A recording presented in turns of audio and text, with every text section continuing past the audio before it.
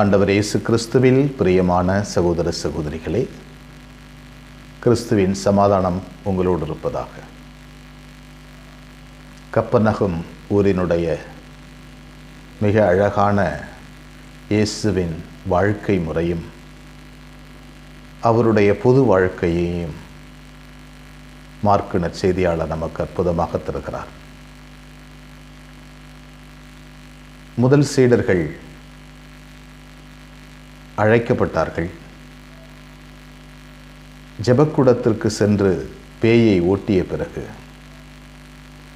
ஜெபக்கூடத்திற்கு எதிர்புறத்தில் இருந்த சீமோன் பேதுருவினுடைய வீட்டிற்கு செல்கிறார். சீமோன் அந்திரேயா இவர்களுடைய வீட்டிற்கு சென்று அவருடைய மாமியார் காய்ச்சலால் கிடப்பதைக் கண்டு அங்கே அவர் கையை பிடித்து தூக்க அவருடைய காய்ச்சல் நீங்கி விடுகிறது. உடனே எழுந்து அவர்களுக்கு பணிவிடை செய்கிறார். இயேசு அங்கே இருக்கிறார் என்பதை அறிந்து கொண்டு ஏராளமான மக்கள் இயேசுவிடம் வருகிறார்கள். ஆண்டவருடைய வார்த்தையினால், ஆண்டவருடைய கரங்களினால், அவருடைய ஆசீர்வாதத்தினால், அவருடைய நல்ல நினைவுகளால் ஏராளமான பேர் குணமாகிறார்கள். அற்புதமாக குணமாகிறார்கள். இந்த ராயப்பருடைய மாமியாரும் ஆண்டவரின் கரம் பட்டதும் முழுமையான குணம் பெறுகிறார்.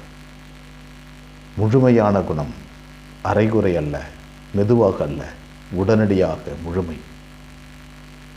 அதன் பிறகு அவர் தனிமையான ஒரு இடத்திற்கு சென்று ஜெபிக்கிறார். மக்களோடு பணி செய்த பிறகு, மக்களோடு தன்னுடைய நேரத்தை செலவிட்ட பிறகு தனக்கு வேண்டிய சக்தியை தான் தொடர்பு கொண்டிருக்கின்ற தந்தையோடு பெற்றுக்கொண்டே இருக்கிறார். இதுதான் இயேசுவின் தனித்தன்மை.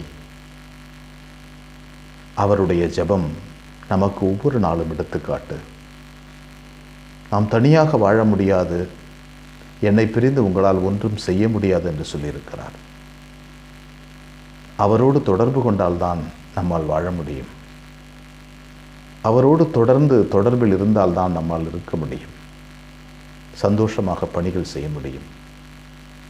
அவரோடு வாழுகின்ற ஒரு வாழ்க்கை முறையை, ஜெபிக்கின்ற முறையை நாம் கற்றுக்கொள்வோம்.